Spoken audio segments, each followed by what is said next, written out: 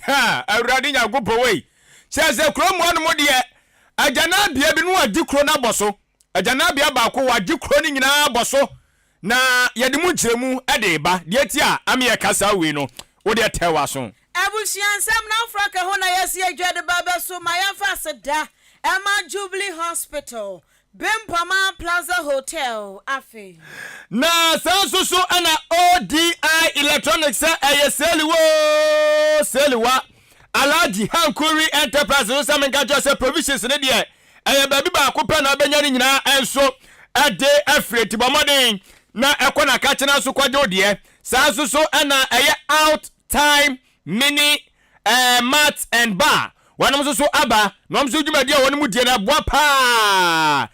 na wo achadie bi na de obasa de kwacha odofo bi a me ha hu bebre kwadoto no makuta bi akoma so yo ma package na ma kama blessem no ene no ma bebre na na se dwuma de bebre na wanum edie ebebu dwuma de no so kwaso ebebu no so te ba ka ho Brian Kennedy 3.3 FM na fa banyi ntam so na also entimi emu ablessem ekwa befa so aso betimi de ho ase dwuma de imo no ye de beto edwa Ghana adeshiman babusia ansam yadi be information centers ne entwansa yadi wo samba ba ma wo na ubetimi adi achi ewo YouTube and Facebook ya no wasearch Ahenkan 93.3 FM fili gadoshi kwana kwahwe like comment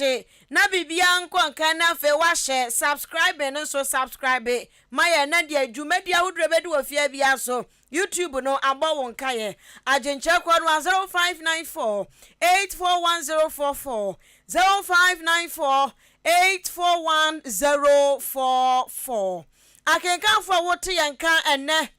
enumre yi ayeme Afia ampofowa mene original Adwen pa hene kofi mensa adwen papa na papa endi wani mukan afe information centers omada rumenti utie Kasiebo no e Ghana fa na mia ya hodo no wonom sambani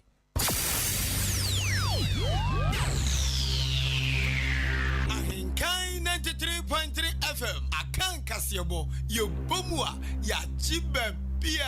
Anuti Kasiebo mubati anka ewo End Time Information Center Achim Asanteman Kwasiapia Online Radio ewo Asanteman Temu Kumase Aluma Suta Information Center ewo Jiwani Kwanta God's First Information Center Achim Betnase Alternative Information Center Yausero Kanyame Information Center ewo Achim Achikrum Cooperative Information Center ewo Achekrum Dia yesu tumi ye Information Center ewo Achim Dwaha Awurade na ye Information Center Achim Apreku Gode Waye Boafu Kojo Kumi eye David Ba Information Center Dimpa Information Center Achim Asane Kosiewa ewa Kosiewa Krom Osono Information Center ewa Achim Esem Abnasemai Information Center wachim Abnase Nyame ne hine Information Center wachim Ofosu Krom Ena Nyame Asem Information Center wo Achim Krobase eye Yanida Soni Awurade Prince of Peace ewa Strasi Somwa Heba Information Center so som se twetwe ewo Achim da Intiamwa Junction Peace Information Center wo Kokobe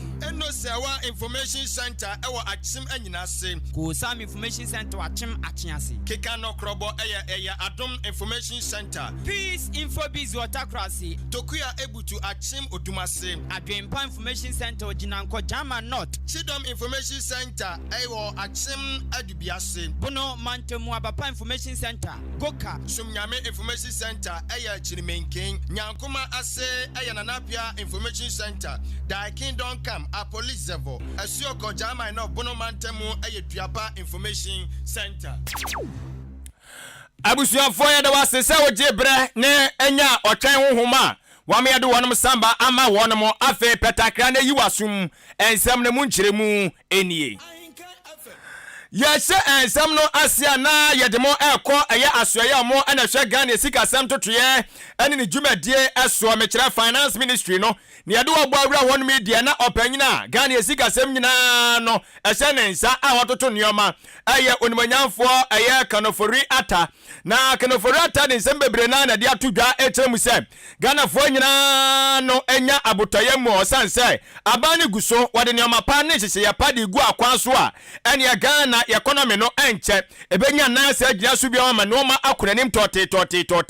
wase aban ne dwene Ghana fo wunti ana sa Ghana fo be kaya ane ebe se 2018 mu ede eba no se obe kaya aban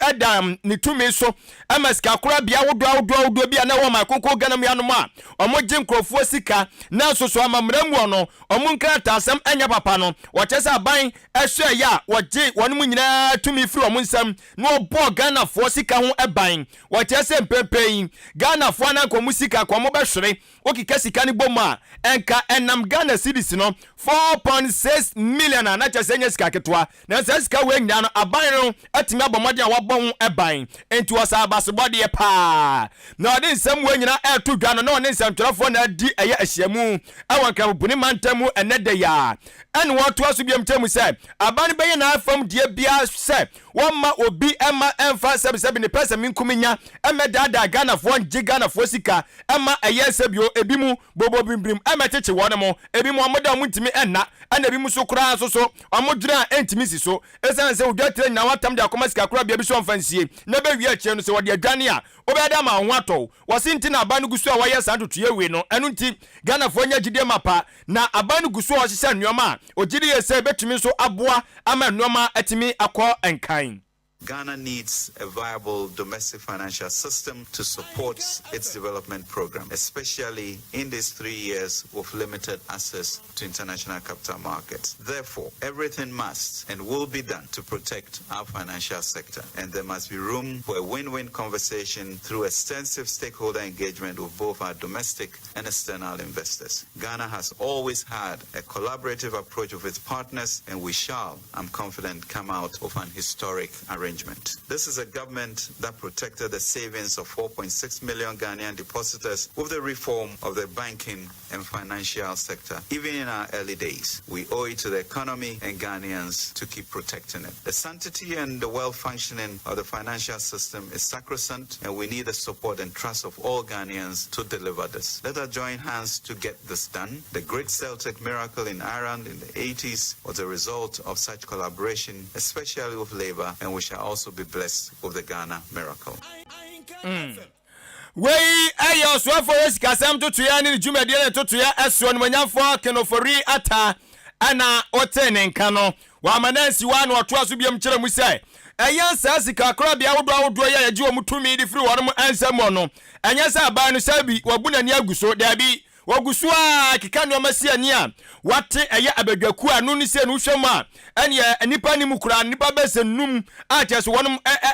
tiri abobbe banis ka sabtutuam a omnim de pa womo be koma adwene apam ho atoto nneoma sade be ya sika kora bia obetimi abo awuramu ahwe mudwumadie no omototo ya sade sebe etie se bibia de na akwa mu sade be ya sa wa hawi a ekofa mu no yensa gofa mu abie mu enu nti wase encha kora bredi anim yayi sa abedwakuo no yade omudin beba montere so na afia domadi ade akere wase ya domadi so nya de kere se wom omafra mudwumadie ase a cheso mutwuntwa mo nsa ase na so mo na ase kora ombe ye nneoma so ahu hari mu sade be betumi aboa ama Ghana isika sem no atimi agina bra na afi so me ya hodo a yede isika ekokosie no so yatimi ahwama we bia akotote. A 5-member committee consisting of prominent financial services professionals will lead extensive stakeholder engagement across all the key segments of the financial sector: banking, asset management, pensions, and insurance. The announcement of the committee members will be made in the coming days, and they will immediately get to work to engage key stakeholders in the financial services sector. Additional to ongoing engagements of civil society organizations, social partners, labor employers, and faith-based organizations, academia, industry professionals, and the leadership of Parliament. We welcome all contributions to this great public debate, but we must be careful to build and not to tear down our nation. Adisimama enipa wotene kan ayefutu samni anase waswafo riska santo to ya aswo no manyafo kenofori ata ne kra mu no ana odi tudwa ekire mu ese aban no sadia wadi kaka no na ni abere pa se kwa bia so awasa Ghana yasasi adadambiem ahokire aba Ghana so no awaso owusuguo ma no matimi konkansa so osoro de oya aboakase wo so ne na ba akokora mpo a otumi say yes bibia be konkan enti wo se aban ne di dwumadie bi aba ya fe ne say wo hyase you start wo hyase pe aban ba be so wasene na afi so no enoma timi akonkan enti wo tese say you start program na omde ba no ebetimi aboa momatimi akreti enwuma be se eye millions of job and waka ho asemi aya se nya adwuma keto o amafo benya bia ye pa wose ne nyina mu ni se won ba beso so eye ankorankora nwuma wodo a ewo ma kokom ya no no amba beso so masene na omso timi atrem na omso timi afa nkorofo adwumam na timi enso aboa ma no matimi akọ enkan wose wei eka eye mampanyi na nado dan kwa kufu ado na ni suade hunu da na koma so se Ghana se nam nkorofo aman so ne ye la asulala ayimoma ya kakra nkodi ai ene ho akyere yen momwa ya kakra ose saade no mampanyi pese o yifiri Ghana beyond aid etu sa nro se we nyina no eka hu bia eba beboa. Ladies and gentlemen, we will leverage on our strengths to rebuild the economy, focusing on our productive sectors. Initiatives such as the Youth Start program that will provide 1 million jobs over the next 3 years will support entrepreneurs with loans to build their capacity to create more jobs and realize the present vision of a Ghana beyond aid and an entrepreneurial nation.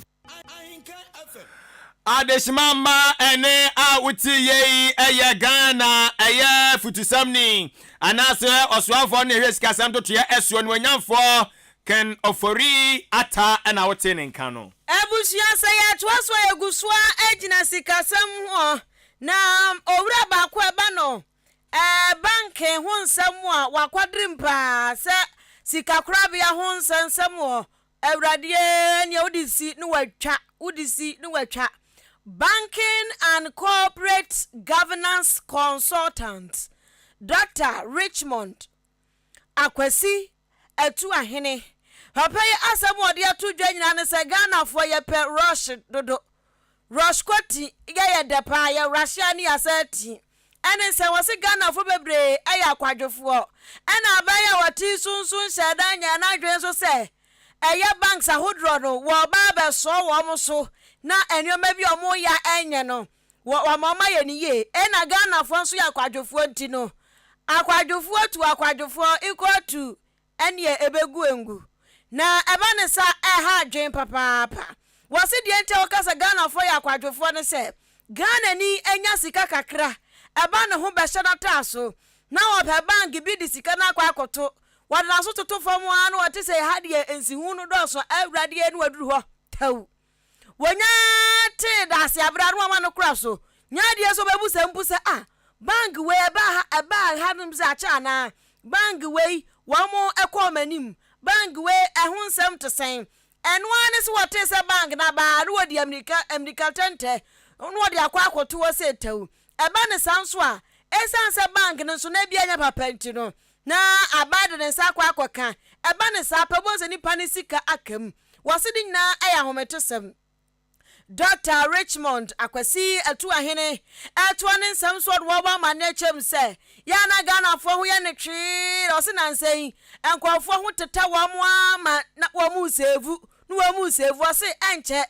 banks ahodo ne bebre kwom ba bede wa mo kwom ba bede che etetre kwom enti wa wo de wa yire ho a banga unimu din banga unimu obi a ho no wo de usika akwakoto de gina ye penkranchia bi pemok guarantee bi ariabu bi gina so esa se sa banks ni wo de ho ato so nyina da no sa bank ketenkete bogafo ni dada wonum enko eye akade say wo mu eba be kire wo ba ema ekwam ani ho no nya ntu nipa da na eba beto wo mo enu nti wo de usika akoto ba bia na wadwene ho tu adwene ho mienu na wose asemu ehyemu ne se Ghana fo de sika ne kwa akoto ba bi bone no na economy no ade yetete apansam no wose hwe abaye de na no ene banking sector clean up exercise ena bank no ya sanfru mo sika ya de tabri shemu ni wose abanu tabri sika shemu asanfru sika kura bia hodro ni wo mudwumadie mu onso no na ye sika no na ehye sika na behye enti wosra Ghana fo yie papa se nei wo bia hwe ne hu so yie na papa asan so toa ne nsam so bieba no o che se ahometi ye papa aban wote so no o che da nya na dwe bi se bia enhye Bank of Ghana for nyina tete wono mo enhye wo pese wo be bie banka na so be pese wo bie small one savings alone kura no enhye papa we when di su anya de se be ma 2 million no wa bie wo mo tete wo mo to so na Ghana for so ye desperate kwasi brother said desperate ya ho preyen se enfasubum ento se ahomete se Ghana ha se no enipa ohanchiche mu aduosia 60% and investment awo mo ye no e wrong place investment ro ma fa ankoto baby papa anu ntino Ghana ya wo ahoyehia mu papa nche afa ne ho ba kire ye kese esanse nipa sa 60% ohanchiche mu aduosia nyada ebre bi ba bank rom de obsika akoto wa no wo mu nya sika ni biem ane won ma kwa akwaje enti wose ye nhwe ye papa ene sa Ghana he tetete ha no mo a ane obi afanyansa kwan so aba be dwiridwiri esika kakra ya pepe no wa ba be dwiri wie so na ya balance de se wo hwe na wodi sika hudro bi wurawura mu hwe men's god for kesi hwe enkofu afa hu ewu se to enya sam ketua ebi mu so tia mu su fra ba ne se wombra no betua sika na mamo sika mo na mo se mo benya gold sika mo na mo se mo benya mo ho Pascal ya dia mo se aban betua enti o se anu se aban tabli sika ko shemu a na ye sika no a wo won kokọ akokọ na to kosua na da bia wa so do wa wi kosua ya wi da wo wi kosua no wo bi sa den eyan kokọ no na wo san kokọ no enti wo se ya service sika no baby boni wie na aban na sa tabli sika ko shemu ya se Ghana ya den enti wo se yamfa ho adwen pa na sensi ya ka sei enche bia banks ahodro wa mo amsi investment ade no wa mo ho ebe pra wa mo sika gina da eba besa is a serious issue, very, very serious. Because why I say it's serious is that most of us have invested solely about 60% of the deposit in the government bonds and bills and what have you.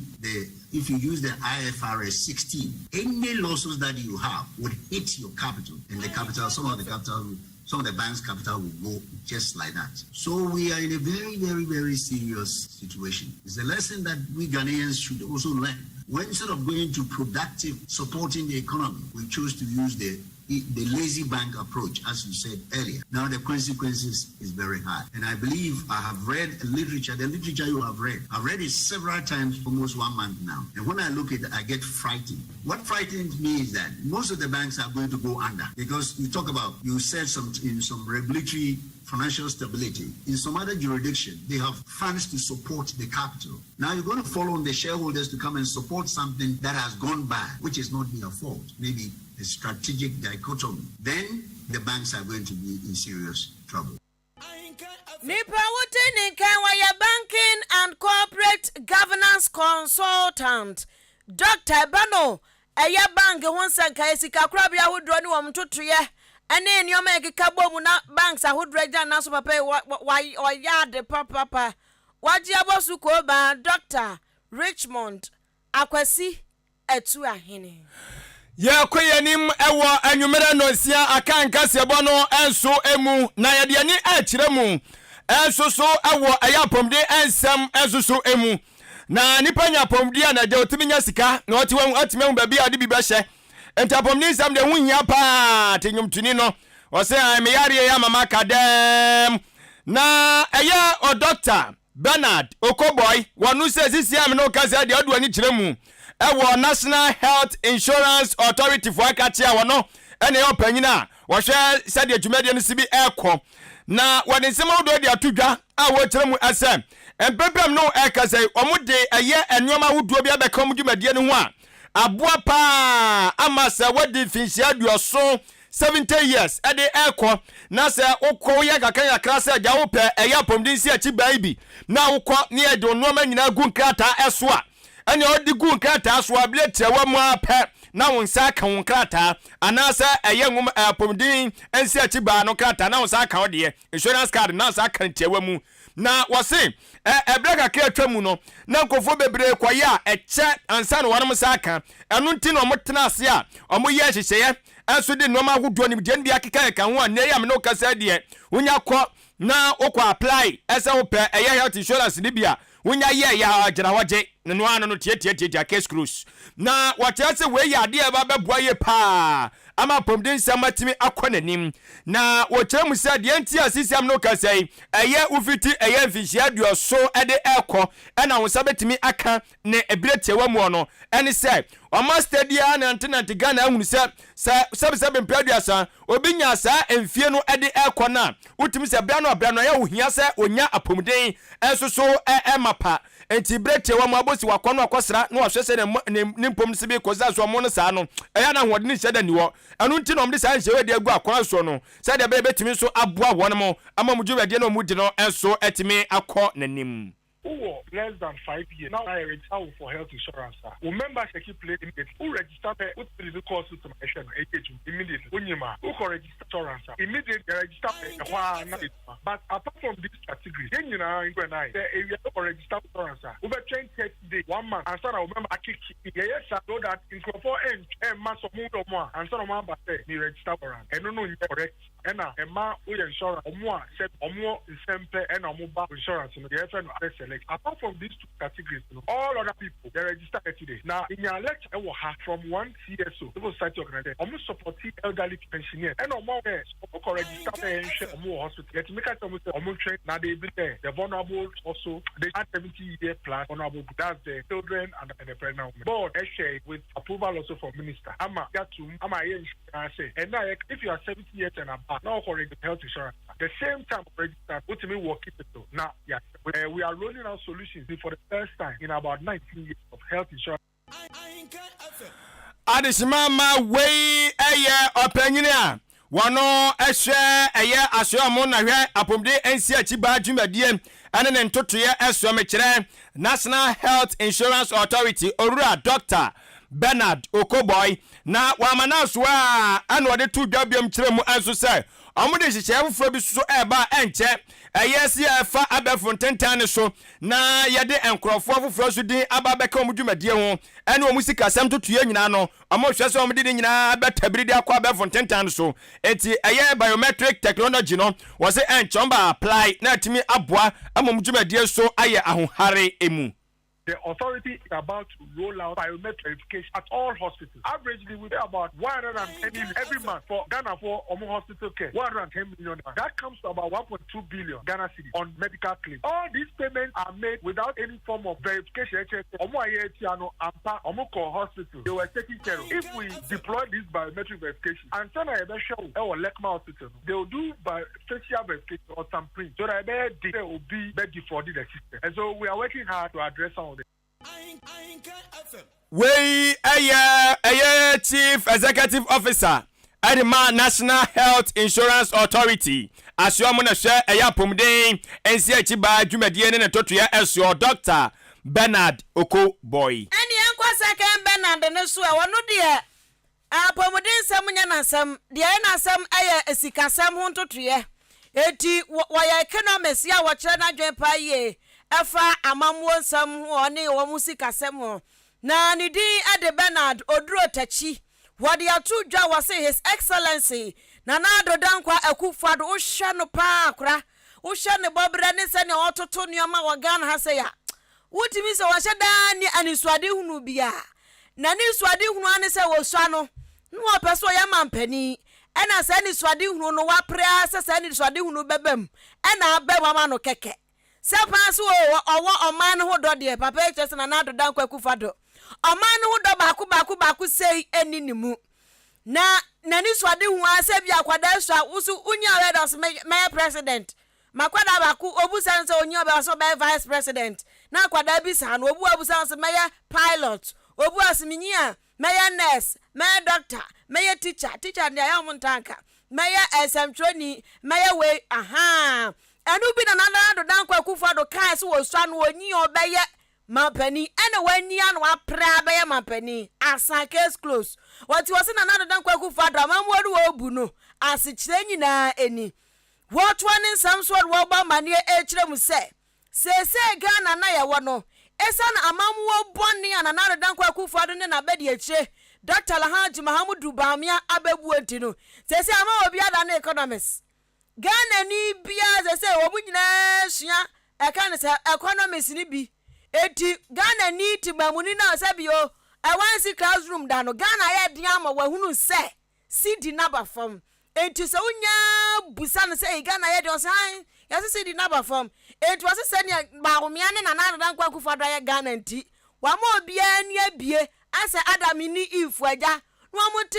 kan say garden ni mu amani mie bie won ho deda so kra se bio wo ma hu wo mu dia diaba na kan ana Adam hu se meyire won shatade ana Eve so se Adam won shatade sa no mani bie o ma hu papa ene bone won se bi papa pese se Ghana fo ani bie se kawe enti obi a won kra woni 1+1 se ye 2 kra no sesi onu atibi kira economy ase ento se ba bi ekwa akoduro eno no na wo church nyinsem no no se economic messiah no atonsuom enti yenhwe de wo ba no so ye National Democratic Congress eni this amanyo no pe ene betimi age Ghana asi ho no na economy no metimi atoto ne ye na wo san ba ase ho no se Ghana fo nya abotra pa na ne de wo nsam poroka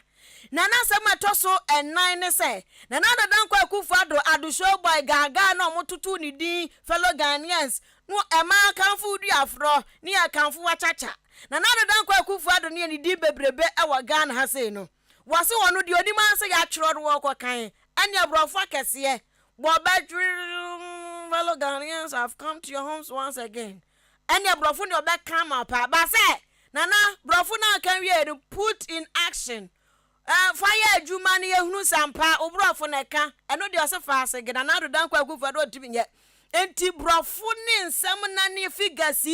hweke no fowiata no make ka figures na bobuti awasoma yo he enti wase na no na dan kwa Akufo-Addo ene na bedi eche nim ye na woto ne nsem so bia no se nsem hyehya ne bo enti wo yi tam ta cha amaman wo yi agu ho wase na dan kwa Akufo-Addo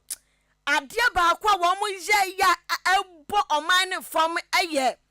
banks ahodro sika kura bia ahodro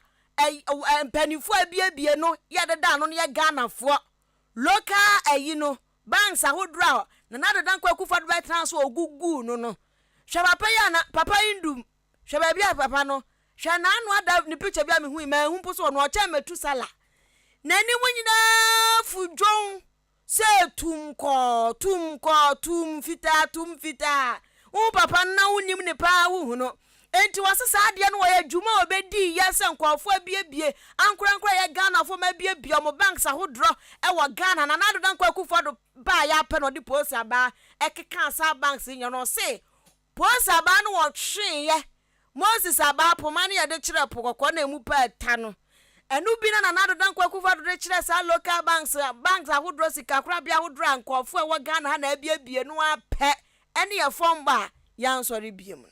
ti adwene ne head no na se ni tina pro ne pade den bo me de nkan wai ene wayere o ana obi a lecture so hodu ye ene obi a economy so Ghana because excellent bo me am Ghana fo agunu se nsem o kan na nya adwuma NDC the savior for Ghana aban a onfa otan nwuma go for that government aban a oje bosia e de mpuntudwuma ma ne kan wo ne me go for that government aban a what ma se akuafo ma ta entimi fa kokoro road mbra no go for that government economy we enya science enya brofo akese China fo nka brofo e ye se ye benya mampani bi aman who do ni mu. That's the first point. His Excellency Akufo-Addo man who do ni mu. He's living his childhood fantasy. Onya dream bi so hye ne papa bo so obedi mampani wadi mampani. Says Excellency Akufo-Addo one trust creator amanoa. Eya hwe ne kasa. Enti oyes created president. Basa ofa Kufuor, ofa Mills, ofa Mahama, ofa Kwame Nkrumah ne Rawlings. They can think on their feet. Enti such a leader cannot manage the economy. And you see the first mistake aban we the collapse of the banking sector. Don't forget to say in every economy no the banking sector is the heartbeat. Enti every economy so no the banking sector is the heartbeat of the economy. Abanya obetu na ni tesi local banks no, you are collapsing your SME sector. Nipa wote ni kawaya certified economists waka kire na dwen papa sanse ba no amamwo unsam sikasem a wakwadiri wamti utimi kire na dwen ye e won bi beka so ya NDC ni enya NDC ni asam na meka oya economist eya Bernard Odro Techi so oya this odro na asem about ha asem amika de economist to ache na dwen na wo wie no wo se hwe safin pinu ane aduonu nan abato no MPP for your majo so mewie mu a Ghana for no na betwu omo so abatwu o machi pio wo mo po mo tibi nwiem ebe za 2016 de amami wo betra wo hu asabo onka wo no se na do na awi ni sa ba ni bi ya betwu wo mu wo se ndisi fo betwu MPP fo mu ama wo mo tibi nwiem wo mo wiem kra enye ye no wo wie no wo se hwe na do dan kwaku fado ye huro nu ho tete kromfo bi agya wakwa wiade ewo ayi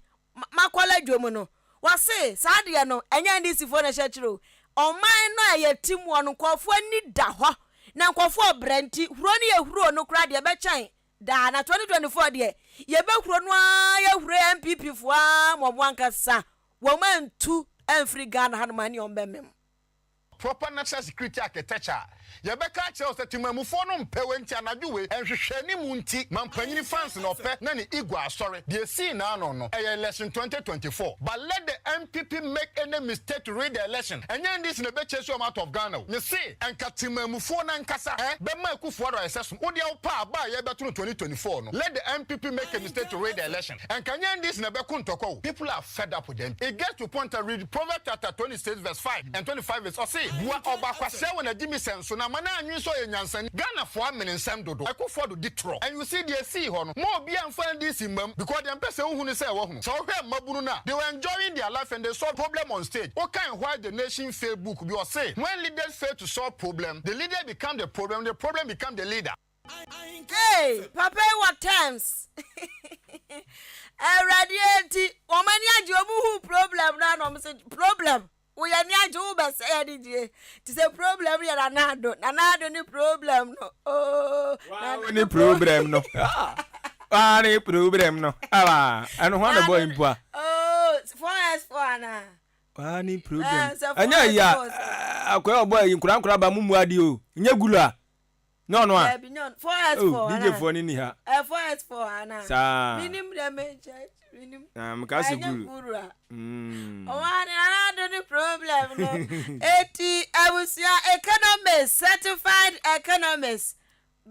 guru I say guru guru oh okay eti certified economist Bernard Odro Techi edwaso jakumo egu NPP for so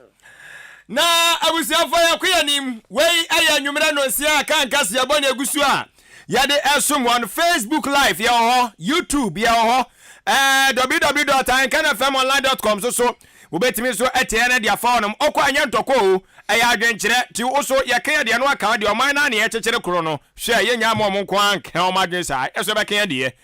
na yade ani kyere mu ewo eya poemantam ya no ya ne ekọ eya Ahenkan Kase na Ahenkan Kase eya amount from number 1 electoral area ene wonom so na se no maso anya hye paa o na eyade sesebi mpredua sakafra chori dia fa chama jana bi na ajikro na boso pa wa chese ebre yede ajana bia ne besi kro no wonom no ewo afe apem ahankro aduokono mienu 1992 yede besi wonom no oh yentwen da ena amafo gusu anomu yegum na eboma na boma no amafo nya hwene no matia krom wonom ani adikro na boso na nyakopo da roma kakra ana eya assembly member wonom ayo no nyamfo George Dako aja wakika no masia ni mpenfo di nkoma ana abrewa yipuma kwamu ai from 1992 to 2022 afin yetimi atwe ajanan no ne yakeka ani abra manfo abre wonom nne no anya agro you said no smarts no you say hu hia pa wa wote Ahenkan Kase hu be hia hu hia be numsia na de abon hwene so na dia tu of Facebook live Ahenkan 93.3 FM say pepe yi ye be kwa man so akodi nkomo na ye de hu mfonyini so e de maw ai Ahenkan Kase o e won so nye kuro ketwa ai mimi kuro ba ko ye fe na asaman ho na mfiri atwoma eno asantimantem we Ahenkan Kase apoe mantem ye kwa man so ai na ye ne assembly member wano ehye eye amount from number 1 electoral area Saman Kase yene ne monkomo onimanyafo George Nyako aha edaso o Facebook ye bayade na de kafra udidi afata ya wate hene huhia wana buadaruma majo ya me de papa na poma obade adaruma ne mo mpaibo yes ya hode so hapa na honorable jana bia yenya ne ntiese ebesi Asaman Kase krodua ni mu no ya umpesua so amount from number 1 electoral area no ebesi wonomo afi apem ahankono aduakono mienu 1992 ebesi nne yentwe ajanan ne da ayamba minia medical fa kwanya we so atia obi bia o tie me enanumre na matia osabarema edudako Asaman Kase ehene na matia yankasa honorable MC set odrobuadu na makoso atia honorable MP and so matia no na matia obi biara o tie me enanumre ewo kasa foniso anase kasa bidie so semeto question here also since 1992 toilet you see you know am say yentwe da ba the woman say ya tweda but the woman nyina say toilet no before e betwe a e say ye dey you reki mansa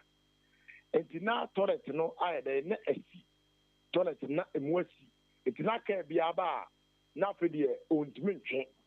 so mo ba ka na nsentem mo hwe de agona soaduru anase soaduru said that rentam to am say but answer toilet we are there a blasted ekunipa enti anu na shame nkura say no as an honorable member am wo amount from electoral area na me toilet in so me hwe de ekona ka bia begina ho a enti mi nya de entwe since 1992 ye see toilet isi ho ababako abababa abafufro dadaba saa na eko asanma ko ni bia ba atwam and so still omu timi fanto omu ho say no amount from toilet no uji musika ba kwa beso na befa so abetisi na ma de na akonkan e de ama omanfo eno na mpato mebo say no me mebo me hoka ya meboka na ma ye de ma ye sa adwuma no na ma fankrofo timi fankrofo from Kumasi e na me do mo ba Asaman Kase amount from e be hwe toilet no no ma hwe no kuri ni nyamianim na adwuma no e de mankrofo no yakika bo na sika omo jeme no enya sanketwa enka ni sika no 100 million ena omo jeme na mtime tua because me proman yi me pe community ni yi ena omo so and omo de number 99 ena tin toilet mu nyina efiri ho ena ebo amana na edikogu mu ena sisi ahu ni se eno na mu twa e kire amanfo no enti na ni yi mu na ne ye pe eno ntina ema me ye sa adwuma wi edebo a Asaman Kase na ma improvement no enti ana bu betimi akasi su people say sa adwuma die ekọ so wankasa botom sika papa no kure ba kope enye we nko a na maye ama improvement since am be assembly member me taye enuma bebre akwanyina mitwa akwanyina me botom mitwa ena akwanya kura ba me yamagye say me see new building toilet e de ama Asaman Kase ama improvement no ukoli ni ba on so be ha o ba si a blocks gu ho ebugu ho na tie gu ho sebe my ready say assembly no e pass mami a me new toilet no be started on next month ya me no ka say ya enti mia mi botom sika enye assembly sika enye obi sika mia ka say as honorable assembly member church nyako mi botom sika 10,000 Ghana cedi okay it's 100 million and am there sa adwuma ya mu chachira manfoi na no sa no de kwa assembly wona assembly ni se wona ho na ho boa nso ye ana woni bi ma assembly no wo de kwadan wo mo me kira ba krati a wo hwe mpesua no so no de obri say no kwa ba akopɛ manfa ankwan kwadan wo because na ni o ma bebre a me dia dan assembly na assembly no enti nya dai enti wana mo enya dai enya mame enti we me fatu no so say that akura me de ko enyina akura no foforo akura me tibe mi aka me di botom sika esi kura no ye ma me akonya mame fancy ye enti kwamba so na baba so a e wo se we na dada na e wo re de meka se me nya sika we de ade wo mba ya mame cause me kwan se ni ade ade nyina ni nyina na ka ho asem e wa assembly enso ye twi anya den anya ho adwuma mame me am botom sika ko fa grader me bi dwi ba bia e wo se me ye gata nka gata sa me ye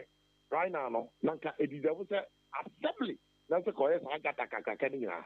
ba ni nyina no me pato mo so aye e de ama amanfruman se de me ka me timi de me ntwen se aban bi emra anase pani bi mamam ska ansara me de maboa community no because enunti na me ye madwuma no se me no ka sei me anka sa me ye madwuma my tv me anka sa me dia red tv so ye me anka sa me dia se me no ka sei district ya new one beba no ye elephant tv and so ba enti me anka sa me ye madwuma me timi de boa community no enti when your first time me boa community no edu ba bi kwa na me ye health insurance renew ma wa wo ni bi wa wo bie obi akwala opani o renew ya den e de ma wo nti me de me twese pani bi fo bi mra ana pani bi fo mo bi asara because me be ka kire wo na se wo nya mi am di bottom sika e be ye enu nti na me so me ye adwuma no ti se me beboa amanfroma na samanke samangira we di ye mi hu sanse assembly member de obeka se wo de enka ya he wo kwa so ye sa sabio san so ntua moka ati we de me ho adwiri me na obeka se we de MP ana wenya MP mo amutie na tiefo oya assembly member ewa Ahenkan se eye amanfrom number 1 electoral area ne ne di nkomo no honorable ne yasenya ne tia se wo super se wo se si agana bia foforo kora sa de ma eye ade hyo mo mpesua so eno so ndwu ba die te sei eno so eye no kore se prempren am no ka se ya se ka agana bra nko de tama me ba be di asebe ma foforo na no ena ma mi twa blocks ko fa na tie ne bo nyina be gu ho senka assembly ne mama approval nanka menye ka ba de tem ko anka me no ka se ko bi ko anka me sie wi di dada ba itsan se na approval ne mai ba afan se na aberwa yi puma kwam honorable MC afra me se da bia me ba be du bia no membra na one me ntrase no mama konya no na me timi si new toilet me it I think say new toilet in there by next month you ever start a new building toilet ama amanfurumai no anya assembly sika enyo bisika honorable George Nyako me botom sika me si e de aboa community no anya Ahenkan se man o be ka se de honorable ka se de honorable wo agenda bi wa akire o honorable agenda bi wa ho ya si di ofu di apa piano Amrepamuno mobate menkame panse the young guy ma start bo me bra me come age okra na okra no ke be shoko at the age of 35 years me am me wo me TV stations me no ba ko kwan sa nam kwa so ba me ye forcing me fight for my own future and always we are me one crop enye ne ananye no tra na me bo am start me bo manfo obitimi ba honorable uniska obitimi frame honorable mbada hospital ni nyina boss obitimi wu kura sebe on se bi etika kwa de ba kofa anyumu wase ne ade nyina munya etiri boom adaka nyina mitimi to ade boa Ahenkan se ene amanfom area ni nyina enti medie no kro ni nyamenum agenda bia ni akiri ba agenda watiri se de meka chewa ne se yo fudu ya pa ene de bia no yate honorable ukwain unnuanom assembly members fo nso so dodo na Ghana hanum mansini bia se de wo ye saa na tie ebi mo hanum amsi o ene e vasika bia maame ena project wey makwa assembly na assembly fi me wonum fu etu onum fu we dey akwanya mami me de pa se wa mami akwanya kakaka sometimes on first na na say assembly member enye the papa but right now choose to see there o person ya assembly member there the person make sure say e so ye djuma be adjuma edisika bebrel na some the sabanin fa bi maya wan kasa edu botum sika e de beboa because community no ajiudi e no mo to abai de e ma wo enti en chance because already unim say wo ba no assembly won ye ntiaka ye fa sika bi anya de emma enti una watu nwazi wo say o ba beboa o man temfo enti e wo say assembly me bia wo tie be na no bomodia ne peduma sebe obetimi atumi bi kan bi aba na otumi dia boa o mantem ene o mpesua so ama won so no udi na de akonkan ko de bi abde be timeka o trafa ko a o to wade so ko me le trafa ko se me no ka tiji ai sasa man ka se na me bi asama mai all right amam from I want to o ni twem to ma say enso maduma wo kuma se me no ka tiji am wo kuma se busa se aduma na de ma be pi ha o enti bibia me ye bia ntikani nyina me bia ko de me mantem ayi mpuntu nyuma wo and no next year we are assembly member and change obi ana baby ana MC bi metwa kwan ma ana onye sei yaduma ne ntika na fa boa community because omo jiudi omo trust o na omo de akonya ne yede e ma o se bra be di omanim nti o se bibia ni a yede o so oboa wo and change e man ka se MC me ma me dia me ni sika ana edua me ka baby o be me man tema street bob me no ka se kwa mo street bob makuma ku 15 brand new I good ema and crime boy. Me ba me dade wo nyina me yiri nyina gu fom e de foforo kwa na abo man ken say asem nene street bob daddy e mi ame bob na de me toye na me abobo mo ya asem me ba asem nyina no ya ma me bob for pe bo no kwa so good em that ma bo we nyina yiri da say no ka say mo 15 bob brand new mo e good em anabu komoni de bebre ho anke besi ke busa sanse ye unuanu bi musu ho no ma omo sade sebi kafracho nyankopon da roma wankasa no sebi owo adwuma woye no ye nuan bi susu omunni adwuma ni bi ahutu omunya kombeye nanso family no susu ni wo ti ko mo sa na kwatu asamre susu fo se omo susu sa no mo asamre no nanso ye ble ni nti minim se obetimi di be se seconds bi aka bi ga kanso de acha asamre no so amaye ne a the America chira yam penifo a titru MCs a omoda ya no ewo municipal assemblies ni mu no the America chira mo se omo so du ba bi a omo na mo tinye dey emehwe honorable assembly so na ye mo papa ye djuma no kura no esote MPs ye ka djuma pa ke se wo assembly so a eso pa ye djuma obi be wu we dey beba ayi yes we are say we ni nyina no e da assembly member so obi timi ka se me ba kura se be krama ko kana se honorable minister of the ko di be pa no ko timi sire wo edu ba bia empanifo ede mada no municipal na no momo dia na mo so mundom anyere enhwe yen kakra because edu ba bia ye mo bankasa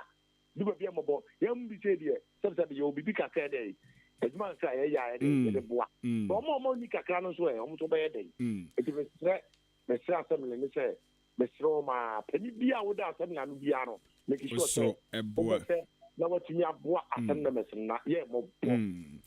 honorable mo nyankopon enhira o yeso ye de mpaebo taa wachi se de o kan de ofru duapa no ana ye pia no yeso ye bebo mpa ye de ama se de be aboso metumi aboa wo manfo san se ye nyina no ye hwesem Ghana batu empon ye da se anwumre meso me da ma se pa na me nshira mo amen yene eye assembly member ono na ehwe eye amanfrom number 1 electoral area no ewa Asaman Kasiebo mantem ya onimonyamfo George Nyako ene ene no kobo enkomo eno eye betonum bi sisi a na mome yenton ade mbra ene manfa ma yi na ma o bokibora oh enyum no enchada nya sa yebetima to him okay Jubilee Hospital say sa ohu emfa wa bra no wo nso sanse wo mo enioma gu kwan mu papa enioma hodre gu akwan mu e beboa ma wapomuden CPS ta no bebre wo ho ebia na wo yare no mpeso bia behu ntuo mesro ya wo private rooms ho no mo ohododo ko ho no mo mpa wo ho nya fe de beka so enimpa laboratory e wo ho ebi wa yesi ehwehwe odunso mu moja mu yehu adekora etete wo won be hwa ye ne sa e de ama pharmacy wa adura bom ma se be unyanfo ayefu a continental no e wo Jubilee Hospital uhu wie nso akọ Jubilee Hospital na kwada no yenhwe ni nyimu eniane nro bi ohia se ne senkura fifi akora bu no a anum to be di abe akora ketu onyi nso nanum emfifi sen ni nyina wawo awie no fakora no kwa check up na yen check no anu nante wahu enduane bi okra se wodi mani mpom ya de no timi esore nante ni nyina Jubilee Hospital hospital no ɛyɛ papa ba ya che a doctor for nso wom ti wɔn bɛkyerɛkyerɛw de we ye we ma na kra no nimpo